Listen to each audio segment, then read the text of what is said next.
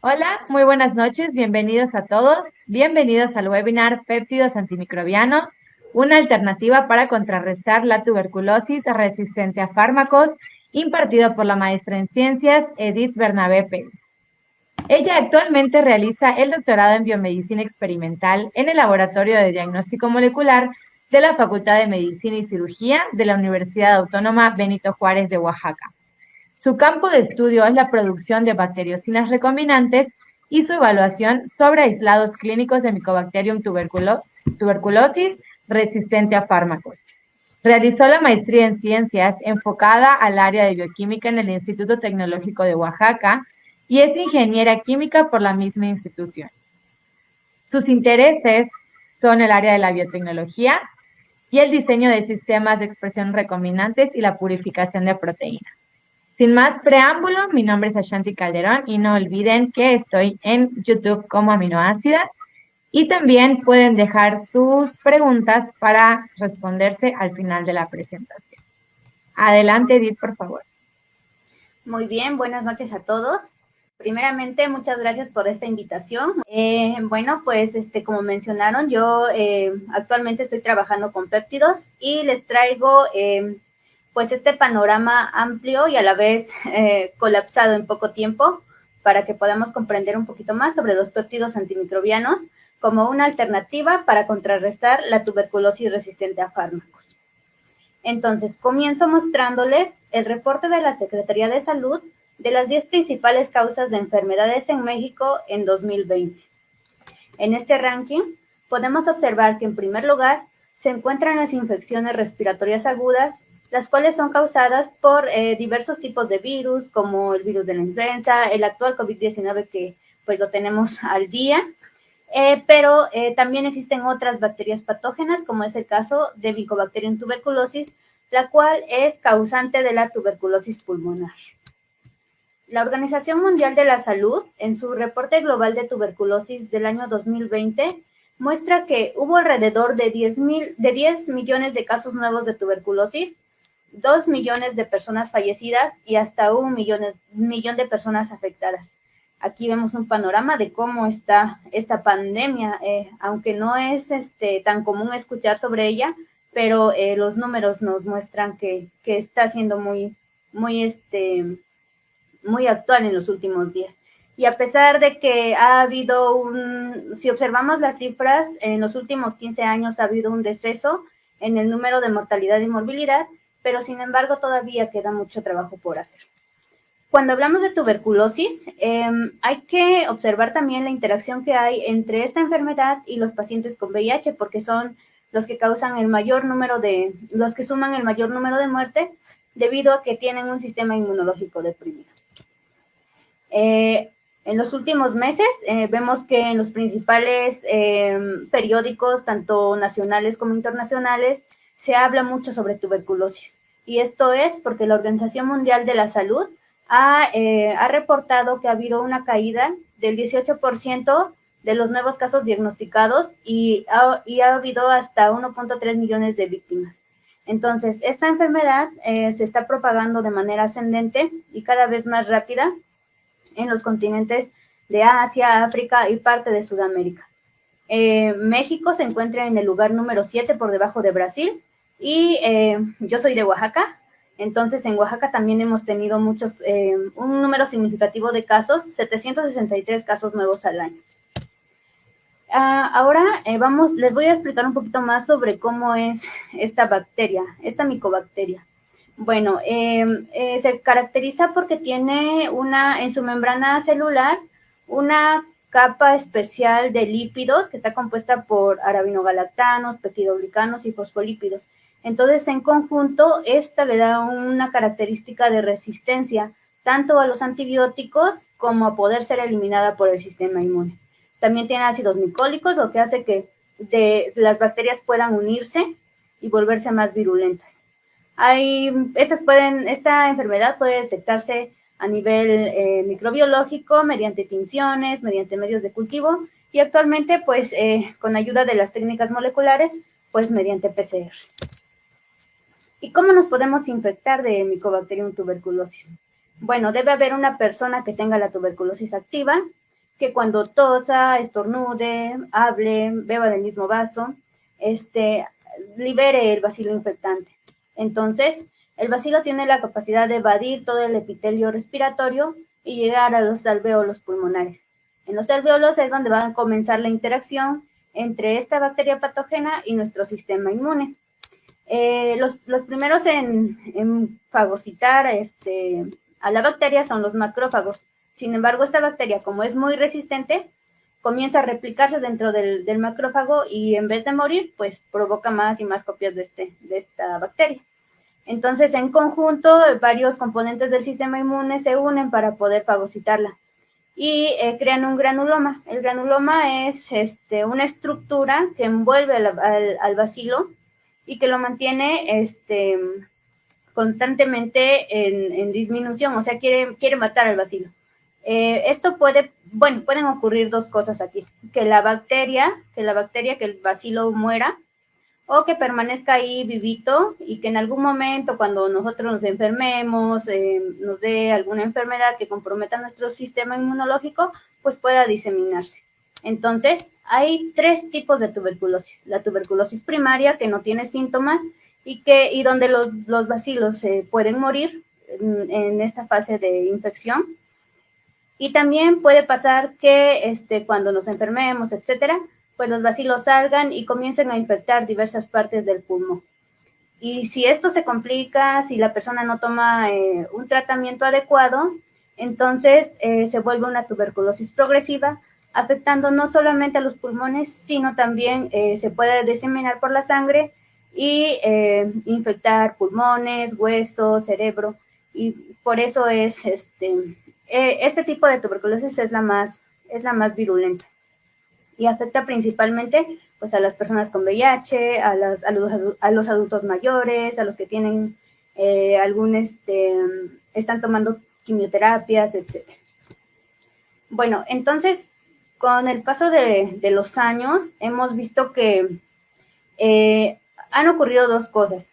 Se ha presentado la tuberculosis, una tuberculosis primaria, que es una tuberculosis resistente a fármacos, que es considerado una tuberculosis primaria, debido al mal uso de los medicamentos. Entonces, como son medicamentos antibióticos que deben llevarse por lo menos en una fase intensiva 8 semanas y después una fase de continuación de 18 semanas, muchos pacientes no logran terminar este tratamiento y por lo tanto se vuelven resistentes. Pero también puede pasar que las bacterias muten y esa frecuencia de mutación se presenta más en los agentes antimicrobianos que son rifampicina y piracinamida. Entonces, al mutarse, pues ya no tienen el mismo efecto hacia las bacterias y pues esto provoca que cada vez haya más cifras reportadas de tuberculosis resistente a fármacos. ¿Cómo se produce esta resistencia a los antibióticos? Bueno, pues primeramente cuando nosotros contraemos una enfermedad, tenemos tanto gérmenes que son malos como bacterias de nuestro propio cuerpo que ayudan a combatir estas enfermedades. Sin embargo, dentro de estas bacterias que nos infectan, puede haber 1 o 2 que tengan esos mecanismos ya modificados, esas mutaciones, y entonces al consumir los antibióticos van a morir, pero no todas. Y entonces estas que quedan vivas van a infectar a las células buenas, entonces se va a hacer todo una descompensación de bacterias y van a aumentar las bacterias resistentes. Entonces, diversos grupos de investigación han apostado al uso de péptidos antimicrobianos como posibles blancos terapéuticos para combatir estas enfermedades que se han vuelto resistentes. Entonces, ¿qué son los péptidos antimicrobianos? Son moléculas producidas por el hospedero o en defensa hacia un organismo invasor a manera de respuesta inmune. Y se encuentran en todos los niveles de vida, desde humanos, bacterias, plantas, hongos, etc. Son de naturaleza proteica y tienen aproximadamente entre 5 y 100 aminoácidos. Y por tener cargas positivas son consideradas catiónicas. Para poder clasificar estos péptidos, nos basamos dependiendo de dónde se obtiene, de la fuente biológica, de las funciones biológicas, de cuáles son sus propiedades moleculares, cuáles son sus patrón de enlaces covalentes, su estructura y hacia dónde van dirigidos, cuáles son sus blancos moleculares, porque podemos tener péptidos antimicrobianos, péptidos antifúngicos, anticancerígenos, etcétera. Y aquí vemos una variedad de péptidos, ¿no? Podemos encontrar péptidos lineales, y dependiendo de estas características de su estructura, pues va a ser también su función. Otro tipo de péptidos antimicrobianos son las bacteriocinas. Estas bacteriocinas son producidas por bacterias gram positivas y gram negativas. Tienen tienen genes de antibióticos que son de alto espectro y su método de acción se basa principalmente en la interacción de cargas. Ya mencionamos que los péptidos antimicrobianos tienen cargas positivas, entonces estas interactúan con las cargas negativas de la membrana celular de la bacteria. Entonces, al estar en contacto, la región N-terminal de los péptidos comienza a hacer poros y para que puedan entrar, y entonces comienza a haber un desabasto del contenido energético de la bacteria y por lo tanto, pues se lisa, hay una muerte celular. Específicamente, si nos enfocamos a Mycobacterium tuberculosis, se han reportado diversos mecanismos de los péptidos antimicrobianos que actúan de diversas maneras hacia esta bacteria. Primeramente se unen y ya unidos producen la despolarización, la permeabilización y la destrucción de la célula en general. También hay péptidos que ya han sido modificados para que puedan llegar directamente hasta el DNA de la bacteria, causar modificaciones y esto implica muerte celular. Bien, entonces aquí les muestro una base de datos. Si ustedes en algún momento tuvieran interés por conocer más sobre los péptidos antimicrobianos y sus funciones, entonces pueden meterse a navegar en esta página. Hasta el día de hoy se han reportado 3.283 péptidos y se clasifican dependiendo de su actividad. Por ejemplo, podemos encontrar péptidos anti-VIH, péptidos anticáncer, antidiabéticos, etc. Entonces, sí, si en algún momento quisieran, pues pueden ingresar y conocer más detalles respecto a los péptidos hasta ahora reportados. Entonces, ¿por qué nos interesan estos péptidos como nuevos antibióticos? Porque algunas de sus ventajas es que matan directamente a los microorganismos, que no son muy tóxicos para las células de mamíferos y son selectivos para bacterias. Si los comparamos con los péptidos actuales, nosotros nos tomamos cierto antibiótico, pero no solamente destruye a la bacteria, sino que también daña otras bacterias, otra flora, que nos ayuda a nosotros a mantener nuestro sistema inmune. Y es importante mencionar también que la generación de la resistencia a los péptidos antimicrobianos tarda más tiempo en aparecer en comparación a los antibióticos beta-lactámicos. ¿Y cómo identificar un péptido? Entonces, ya mencionamos que estos los podemos aislar de distintas fuentes. Pero, por ejemplo, si nos interesa conocer el péptido de un alacrán, que son los que actualmente están siendo muy estudiados, entonces analizamos, consultamos la literatura, vemos que han reportado sobre estos péptidos y comenzamos a aislar el gen que codifique para estos péptidos.